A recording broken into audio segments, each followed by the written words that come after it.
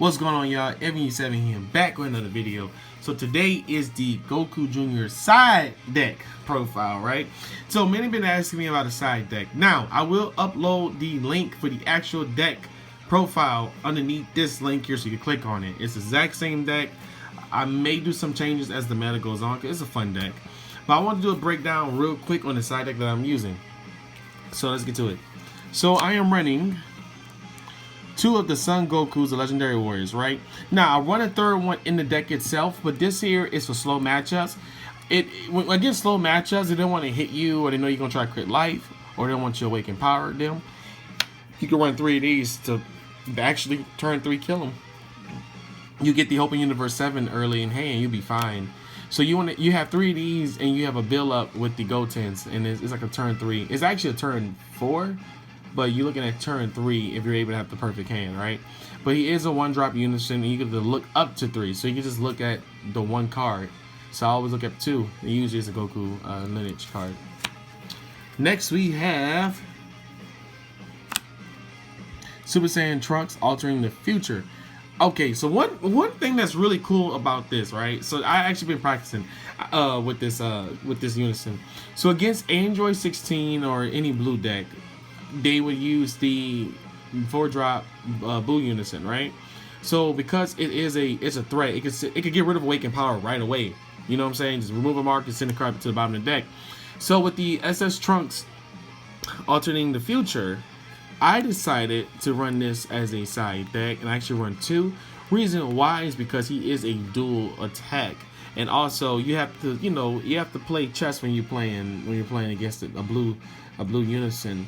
So what I would do is I would always do my best to keep 2 Goku Lynch on the field. He gets a plus 5k, and then of course he's 20k. Then you swing again, and you swing again, and then there will be times where I play the Goten and swing and just add a super combo. But this card actually does do a lot more work against the Blue Unison because it is a dual attack. So you're knocking down more markers because the Blue Unison can't add any markers. And he gets the KO cards, and you choose one of your opponent's battle cards, switch to the rest mode, and then you remove 3 and you choose all your opponent battle cards and KO them. So this card comes in handy. It actually it's funny because I actually use this to rely on slow matchups and then play Awakened Power. Next we have the 1-drop Maki Borah. It helps against slow matchups. Now against fast matchups, I'm slowing down the aggro and the gates and giant balls. But with this one here, you could literally draw 1 card and you could put a card in rest mode, or you could just take control of a card. Now against long matchups, I would actually save this card in hand and then take that Bardock card. So they won't really see this coming. Next we run the Furthering Destruction Champa. The main reason why I run this is if I know I could do early pressure, which I can if I want to, I would swing with him for 20k crit, could gain that plus 5k, and then do the Champa. So that way you're looking at double strike crit. Also, it's a good card to run after running, the Clash SS4 Bardock fighting against Fate. This actually helps a lot too. So because you can actually run this in Goku Jr. You can just side deck out 1 giant ball. Because I run 2 giant balls, but you can actually side those 2 out for these if you know you're not getting pressured. 1 max Kamehameha for the big guys. The 8-drop U7 Goku or the SCR, you can move it off the field. But like I say, Invoker beats this deck, so the only thing I'm going to use is against Invoker. But it's a 1-up, just to remove like a Shenron heavy beast stick. And next we have Vegeta striving to be the best. Okay, now with this card here, I like it because you tap 2, you KO card and rest ignoring barrier, and you tap 1 energy. So you're literally just playing this for 1. And I mean, you're getting rid of a card. And I actually done this once with Android 16. I played against 16 and just KO'd it. And then of course, if they hit you, you could just use it, for the combo area. Next we have the Bergamo. So there's this cool little tech that I do when I'm running that card inside deck. Now I play 3 of these, so I'll do the tech where I tap 1, then tap 2 and play this. So that is pretty cool because you shut your card in rest mode.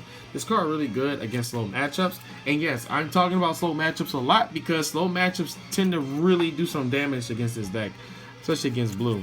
But he's a good card. He puts things ignoring barrier in rest mode. Next we have the 1-time magic against the dual attack Bardock or anything that's dual attack. You just shut it down. Next, we have the Godly Destruction Weeds. This is to deal with blue.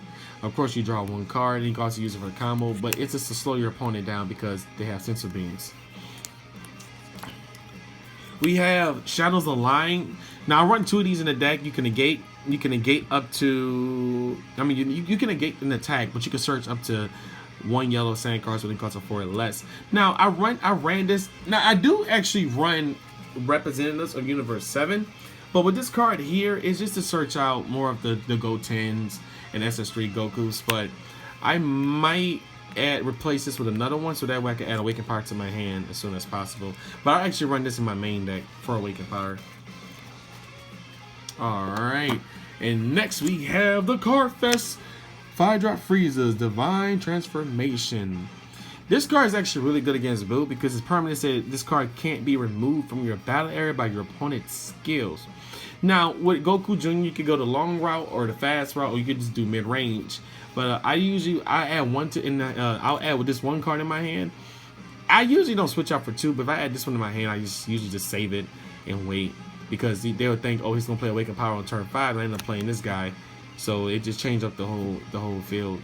So that's my side deck for Goku Jr. But I'll definitely keep you guys updated. I mean, I'm always working on the deck outside of Invoker. And yeah, that'd be it. I will talk to y'all later. FU7 out. Oh, like, comment, subscribe. Yeah.